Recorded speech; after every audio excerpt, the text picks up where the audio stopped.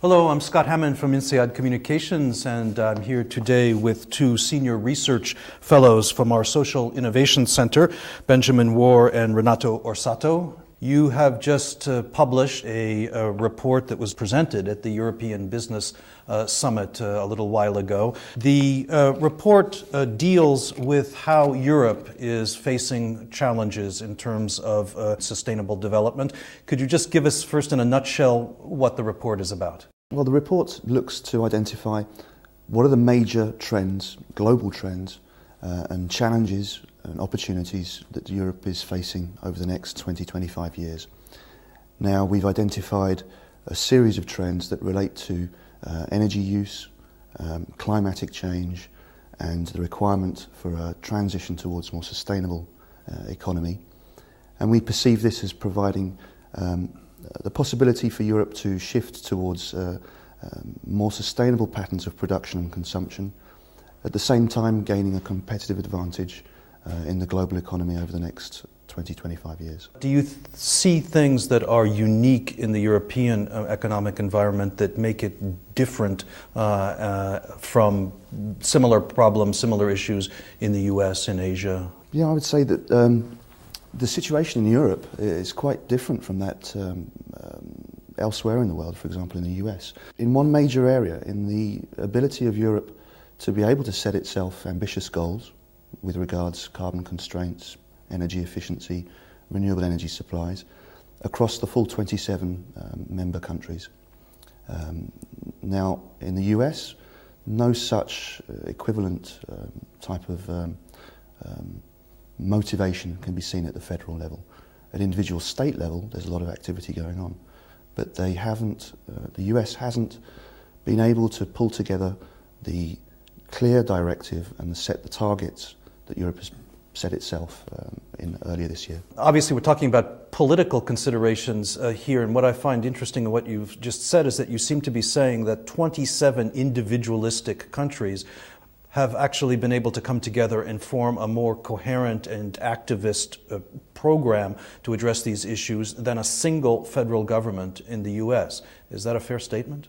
Yeah, I'd say it's a considerable reality in the sense that Europe has been able to identify and develop the political will to set targets for carbon constraints, 20% reduction by 2020 in CO2 emissions, 20% of energy supplies by renewable fuels, and a 20% improvement in energy efficiency. Now, some might say that these are not ambitious, that from scientific perspective that we should ask for greater carbon constraints. But Europe has managed to do this, where the US has taken an alternative perspective. In Europe, we have a very strong regulatory push in terms of a driver to promote eco-innovations or clean tech. In America, for its own culture, you have this much more relying on market pull. So this also reflects a little bit on the size of investments in venture capital. So although Europe is actually the leader in patents in clean tech, America leads the way in terms of venture capital investment. Along the at least 7-8 years now in the new millennium, we saw a steady growth of investments in clean tech venture capital. In 2005, they simply mushroomed.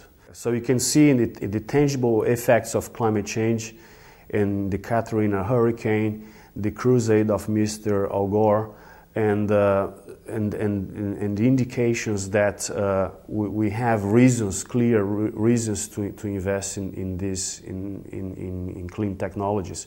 So we had in America 4.5 billion in 2007 have been invested in clean tech. Is a bit higher than the EU. The European Union is about 1.5. Is still a small quantity when you compare with the total amount of venture capital, but it serves as a good indicator of the market believe that there are opportunities there to be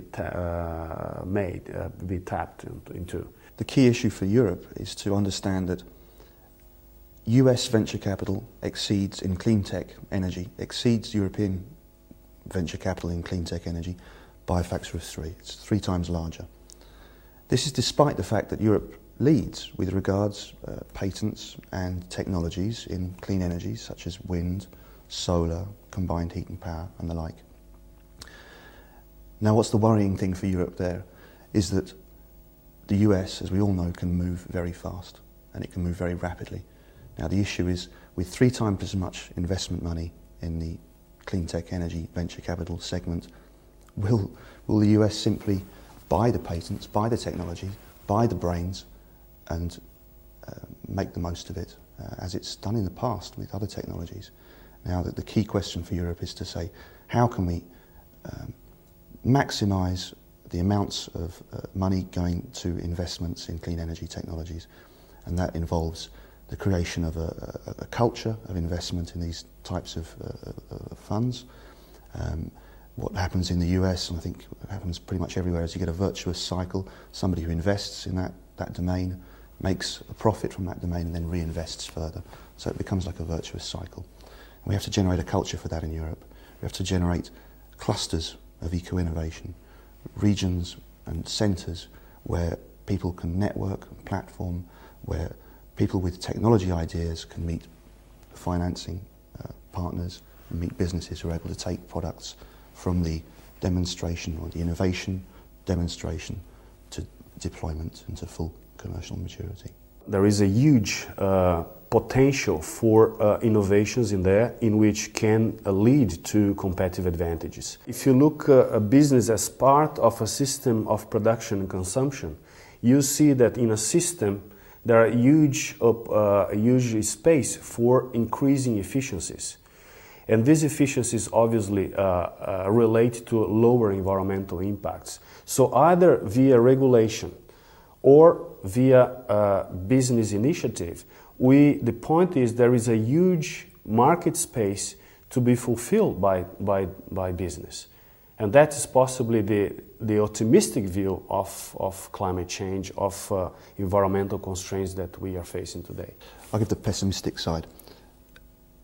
Over the past 100 years, from 1900 to 2000, in general, the price or the cost of most raw materials that are sourced from the environment, including energy, have been going down systematically. At the same time, technology that takes these natural resources and transforms them into services and products in society by businesses have been getting more and more efficient.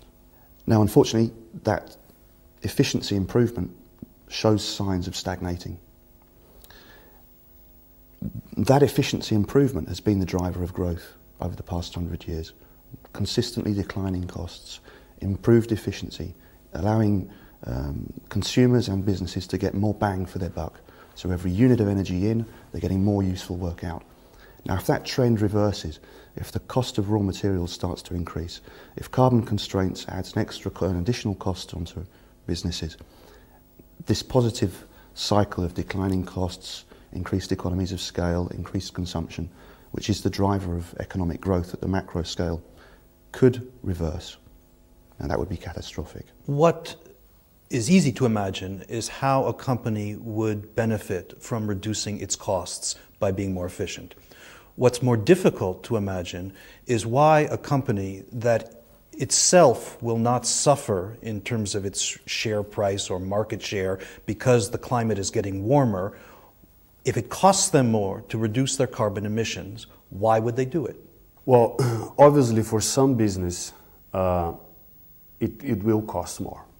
You know, depending where you are, what you do. This is something that actually we have to recognize, that in management, we always have a situation that depends on the context, depends on the characteristics of the organization, in which you actually cannot find a solution that fits everyone.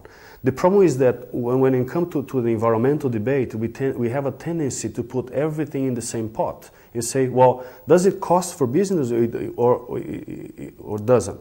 Well, actually, this is the wrong question. The question is when actually it costs or when it pays, to be green.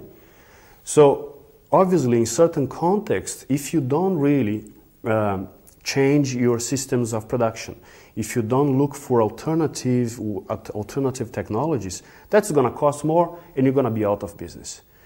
But in reality, if you have a broader view of the system and in which you question the way, not just the way that the industry operates, in the way that business compete, but look into the demand side and look at what is the real purpose of your products or your services, maybe you can increase the levels of efficiencies along the system in a factor of 4, 10, or even 20, meaning that you can do the same thing with a much lower environmental impact. So who can do that? Well, innovative companies. This is not for everyone, but obviously there is space in there, and this is not rocket science. It's just a question of analyzing the systems of production and consumption with an eye, for better or more efficient use of these products or services. Now, if we can see this global trend of carbon constraints is not going to go away. It's going to remain the major feature of this century. There'll be other issues: water, food, energy security, etc. But carbon constraints are going to define the principal trend shaping global business over the next 100 years.